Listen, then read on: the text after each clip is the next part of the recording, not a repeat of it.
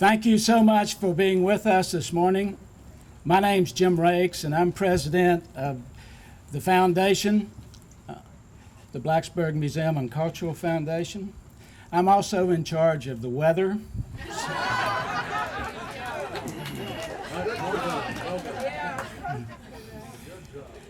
We're delighted to have you join us this morning for this very special occasion. This is the official ribbon cutting and opening ceremony for the Alexander Black House, which has been, as you know, a journey, and it's taken us some time to get to where we are today. I would like to tell you that it's been easy to get here, but it has not. I would like to tell you that the process that we established has been mistake-free, but it has not. I would like to tell you that our schedule has remained constant, on time, and never delayed, but it has not. I would like to tell you that we've raised all the money that we needed to raise to completely finish this house, but we have not. What I will tell you is how excited we are here this morning to have completed phase one, the exterior of this beautiful building and the first floor, so that we can start hosting the owners of this building, the residents of downtown Blacksburg, the many clubs and the many groups that we hope will use our building. So for that, I will tell you we are very grateful, and we appreciate the many people, the many talents, and the many hours that's been put in to where we are today. We're not through, as you know. We need to finish the second floor. We need to finish the basement. In order to do that, we're going to need another lift from the community. Literally, we're going to need a lift because we have to put in an elevator. But we are very confident now that we will do that in the near future. But the fact is, we can use it today for most of the functions and to help serve the town who's helped make this possible. I have a lot of people to thank. I'm going to thank a few of them today. I hope you all know that if you're here, we appreciate you and we appreciate your participation. But I do think I need to highlight a couple of folks, if you will allow me just a moment to do that. Let me start with our board of directors. Our past directors who started with us and for reasons are not with us now, and our current board. They've had great vision. They've had great energy. They've had great stick-to-itiveness, and for that I personally am appreciative, and I would like to personally acknowledge and publicly acknowledge all of their hard work. Would you please give a hand to the board of directors?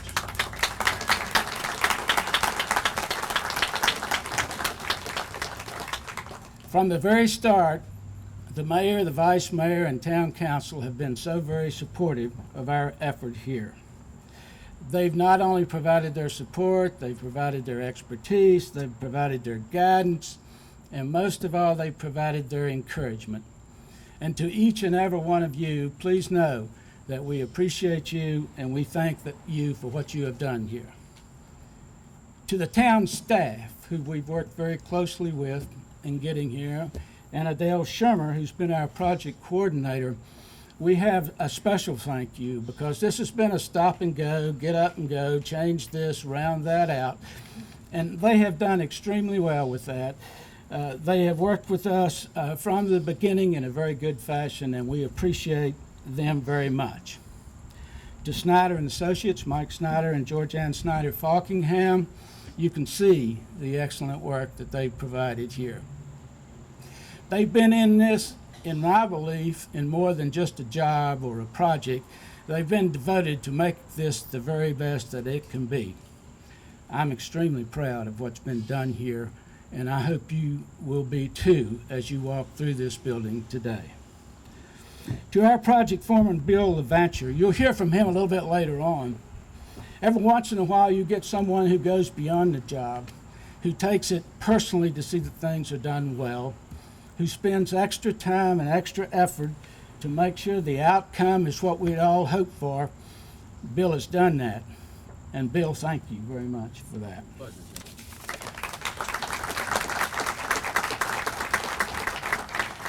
And finally, Rhonda Morgan, our executive director, and her great staff. What a fabulous job they've done. They've worked extra hours, extra hard, extra patient, and we appreciate all of those qualities. And the results before you today is due to the fine effort that's been put in by them. My thanks to you.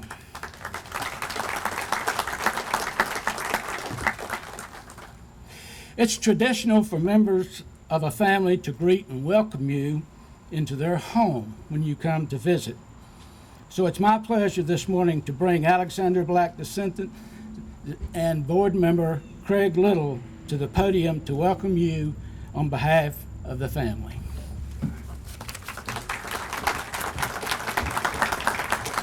Thank you very much, Jim, and it's just such a pleasure on behalf of the more than 30 living descendants of Alexander Black who we are in constant touch with to have you back to this house.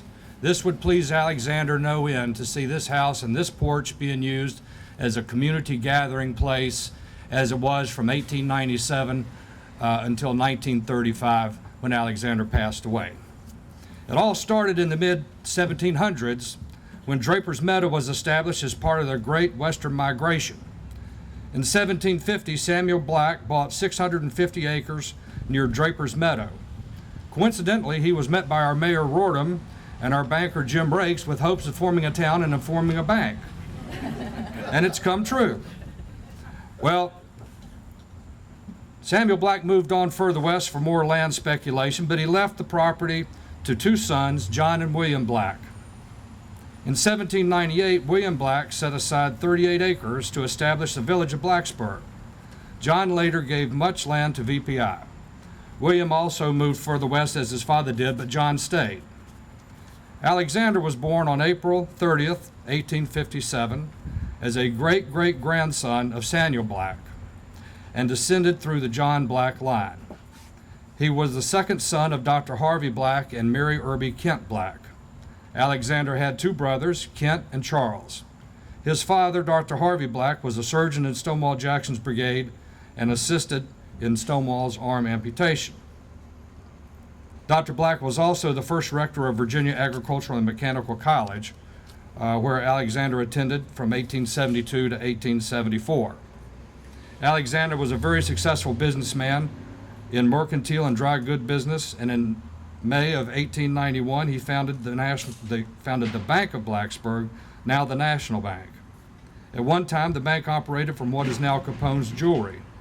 An interesting note, Alexander's brother Charles operated the building that housed Bluegrass Market, Dillon's, and later Annie K's. It is now part of the Brownstones, as you know. Charles made his money from the railroad next door and ran a livery service between Blacksburg and Christiansburg. Later, Alexander married Elizabeth Kent Odie of Armistead Odie from Walnut Spring, another prominent figure in this time. They were married on October the 4th, 1881. They had one adopted daughter, Mary Louise, who died at age 28 in 1918 from the flu during the infamous influenza outbreak of those times. Alexander and many farmers did what they could do for the sick cadets in the Henderson Hall Infirmary. They provided fresh fruit and milk and boiled the bed linens every day. Alexander was so strong in the community. He loved his family and a gentleman through and through. He was famous for his hospitality and gathered friends and family in this very house and porch most Sundays. And yes, he enjoyed his mint juleps. He loved to travel by train, often making journeys to Washington, D.C., and even New York. He was also very fond of oysters and frequently traveled to Christiansburg, where a local hotel served them fresh from ice cars that came in from the coast. He built this house in 1897 after his first one burned. He chose the Queen Anne Victorian, perhaps as a signal that Blacksburg was more than just a farming community. The Black family remained in this house until Alexander died in 1935. The bedroom furniture in the house now came from this house and was used by Alexander and his wife. And as a note, my mother, Nita, who is here sitting, and her husband, Harlan, don't have a bedroom anymore because all the bedroom furniture that they used is now in the Alexander Black house. So what's my link? Alexander is my great-great uncle through my mother's side. Elizabeth Black, sister of Alexander, married John Apperson. The Appersons had a son, Kent, who married and had 4 daughters, my mom and her 3 sisters. Mary Kent Elliott, Pam Mason, and Elizabeth Myers, along with my mom, made up the 4 daughters. The eldest, Elizabeth Myers, passed several years ago, but the other 3 are still living, and we're so happy to have them with us still. Mom probably captured the feelings of this house better than I could, so I'm going to read a little excerpt from a publishing little pamphlet that she published a couple years ago. How well I remember the living room where Uncle Alex had his reading chair and our Aunt Mary taught music on a beautiful baby grand. It was in this room where I and my 3 sisters were baptized. The dining room with its long table and good food was a magical place. Grandmother had only to press the button under the table with her foot, and someone from the kitchen with more hot rolls and fresh butter from the spring house arrived. The family gathered around the fireplace to read letters, a rather boring event for a little girl. A favorite hiding place was behind the winding staircase. The yard was a child's delight, with space to run and play in the streams in which to wade and catch crayfish. Often on Sunday afternoons, VPI cadets walked by and sat on the wall in front of the house. Now, there was one particular VPI cadet a few years later that used to walk over this way where Mom lived, and eventually Mom married Harlan Little. We are designing a family tree to go in the brick display here, where we have about 32 descendants that are donating bricks to commemorate our family, and we so much appreciate that this house has been restored and is once again a gathering place for everyone in this community. Thank you.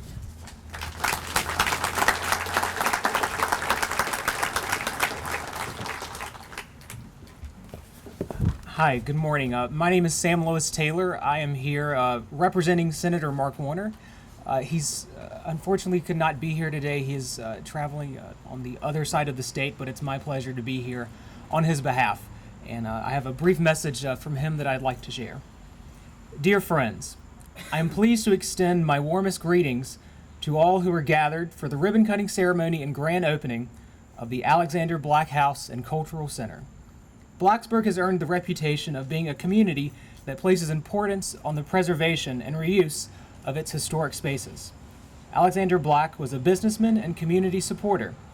Although the house has been moved, his legacy will continue, as his home will have a welcome mat for the arts, history, and cultural heritage of Blacksburg and the area.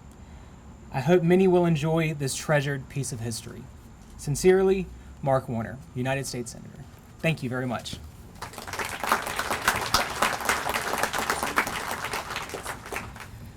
Hi, I'm Chacha, Vice Mayor of Blacksburg. On behalf of the Mayor and the Blacksburg Town Council, I would like to welcome all of you to this historic gathering and the official opening of the Alexander Black House. First, Mayor Rordam sends his sincere apologies for not being here. He wanted me to tell you that the only person that would keep him from this ceremony was his mother. So he is visiting his family in Maine, but sends his congratulations. In the last few years, Blacksburg has experienced an increase in urban development and revitalization of our downtown. New restaurants have emerged in old buildings, our sidewalks have widened, our promenade is full of life with its new outdoor seating and pedestrian energy. Our farmers market represents flavor and abundance, and Main Street has improved with new brickwork, a seating wall, and my favorite, free Wi-Fi. But as we continue to grow and move forward, it's important to recognize the symbols of our past and the people who have been housed in them and the symbols that have survived. Blacksburg is fortunate to have dedicated people who share our goals of preserving and reusing historic buildings. The members of the Blacksburg Museum and Cultural Foundation, led by Jim Rakes, as well as the Museum Advisory Committee Foundation before then, have worked passionately to help us reopen the Black House's front door. Thank you all for your hard work. In addition, this council and staff, past and present, and new Executive Director Rhonda Morgan, have supported this effort. Thank you all. I should also note that previous councils have voted to use our resources to expand the town's rich history and cultural heritage by bringing renewed use and programming to many historic spaces, including Five Chimneys, the Price House, the Blacksburg Motor Company, the Thomas Connor House, Old Town Hall, and Oddfellows Hall. Many of us remember when the Black House rested on Main Street. In 2002, I took a very long lunch break at a window seat in back streets and watched in awe as the building was rolled across the road to its new home here. The town and our citizens supported this move for a number of reasons. It allowed us to preserve the history of the 16 squares. It created economic development as the building of Kent Square brought retail, housing, and a parking garage to downtown. And ultimately, it ties into our arts district and adds to the quality of life in town since it will be used as a tremendous event space, history museum, and an area for genealogy research. If stepping out was any indication, our town is ready to rock on Blacksburg's front porch and make new memories and new history right here. Thank you.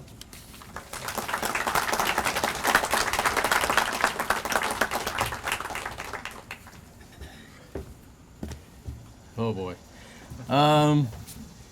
Over a year and a half ago, a lifelong friend, Rick Logan, who works with Snyder and Associates, called me up. I was in Richmond working in a custom furniture shop for a friend that we were making high-end furniture for folks up in the Fan. He said, "What are you doing?" I said, "Working in the wood shop." He goes, "We interested in getting back into the construction game, you know?" And I said, "Well, if I don't have to build a strip mall or something like that, which I've already done plenty of, I'd be interested." He says, "No, it's the restoration of the great-great-grandson of the founder of Blacksburg." Well, I'd never been to Blacksburg, so I said, "Sure, let me come down and take a look." Fell in love. I mean, fell in love. Not only with the community, because on the groundbreaking ceremony that was held over in the Kent Square, if y'all remember, I was in the room and I recognized one person, and that was Mike Snyder, who I had met just the day before. Since then, I'm looking in the audience right now, and I probably know 75% of the people. It has been an absolute amazing journey. And hopefully that it will continue, and it would be nothing but a godsend for me. I moved out onto Craig Creek.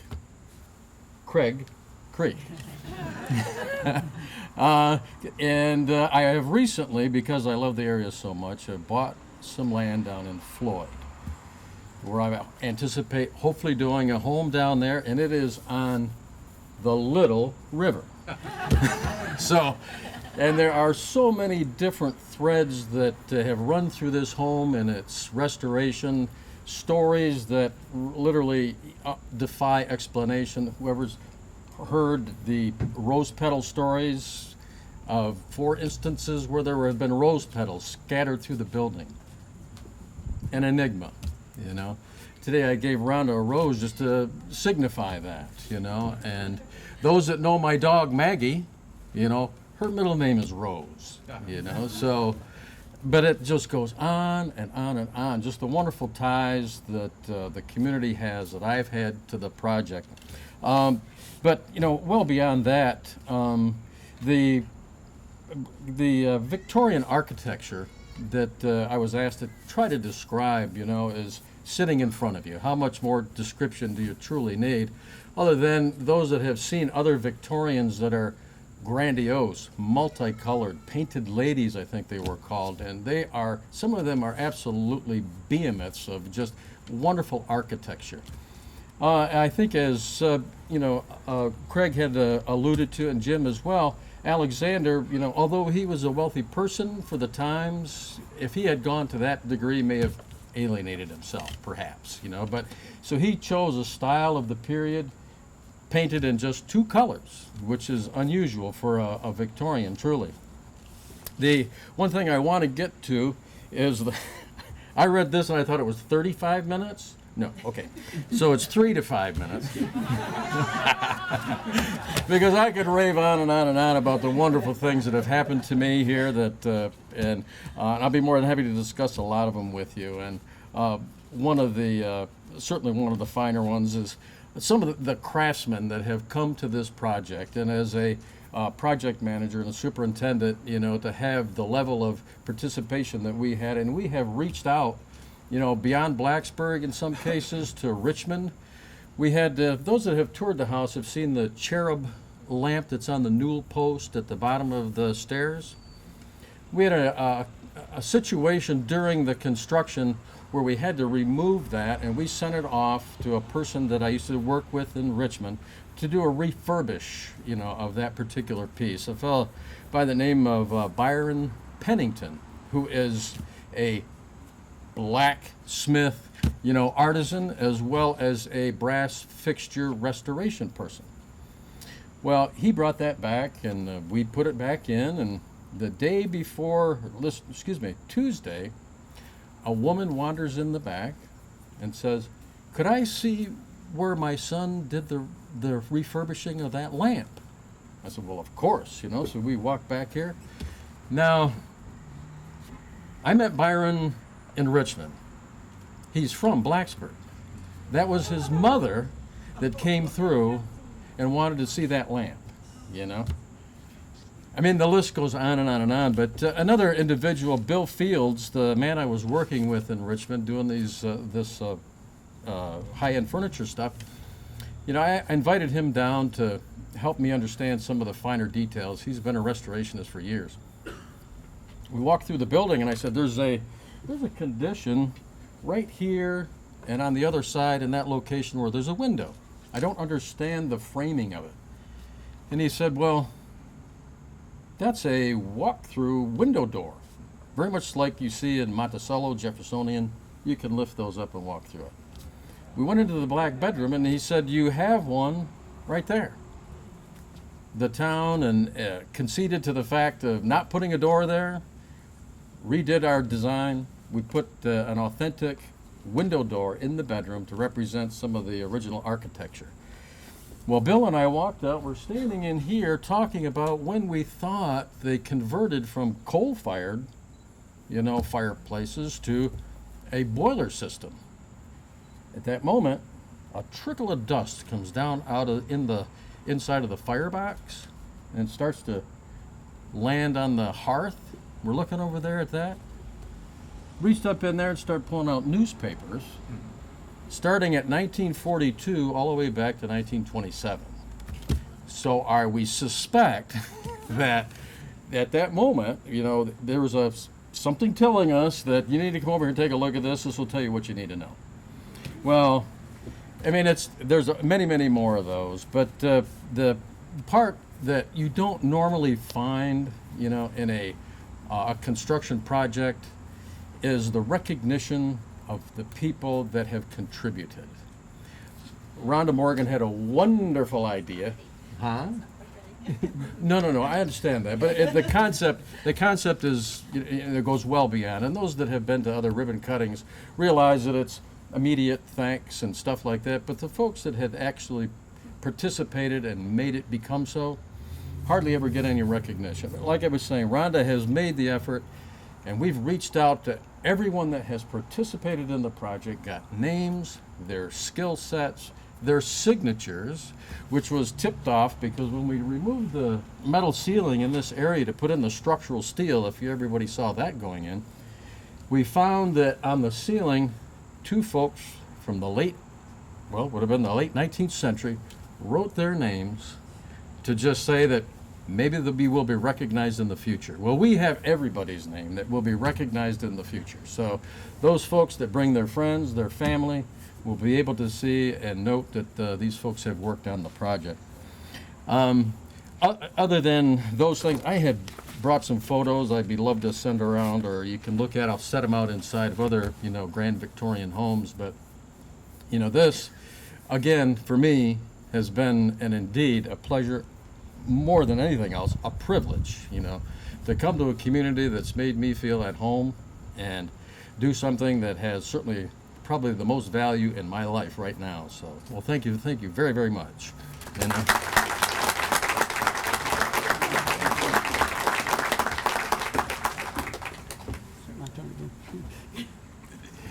Once again, I'd like to take this opportunity to give a personal thanks to each and every one of you for what you've helped and allowed us to do here at the Alexander Black House. If you are so inclined, we have another opportunity for you to find out more about the Alexander Black House and be supportive. On August the 23rd. We'll have the Alexander Black Tie Gala, and we hope all of you who are available and would have interest would come and join us. The last one we had 2 years ago was a marvelous occasion, and we hope to try to duplicate that on August the 23rd. We will move around to the front of the house for the ribbon cutting, and I hope at the end of that you will go through this house if you haven't been through it, because I want you to see what you've allowed to be done here in downtown Blacksburg.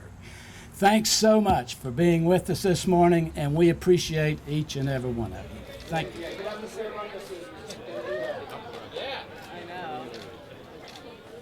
Okay, on 3.